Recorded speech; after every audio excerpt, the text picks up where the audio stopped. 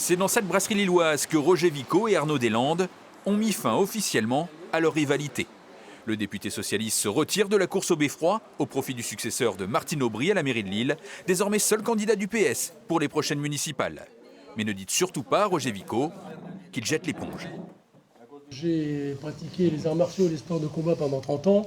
Je sais quand on jette l'éponge.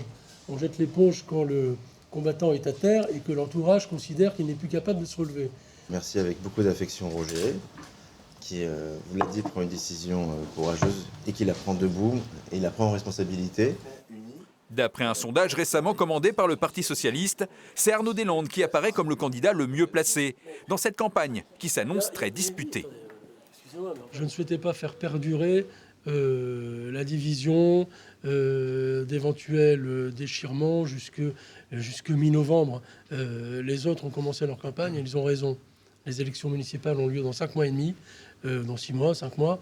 Oui, c'était le moment. Roger a aussi dit des éléments de programme sur lesquels on se retrouve, donc on n'avait pas non plus, on n'était pas deux mondes opposés, on a les mêmes valeurs, on défend les mêmes convictions.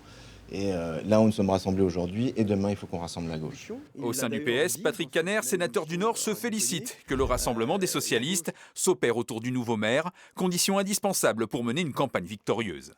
Sarah Kerich, première secrétaire fédérale, salue la décision responsable de Roger Vicot, Arnaud Deslandes ayant démontré, selon elle, qu'il était profondément engagé à l'écoute des Lilloises et des Lillois. Les militants socialistes avaient prévu de désigner leur tête de liste à Lille le 6 novembre.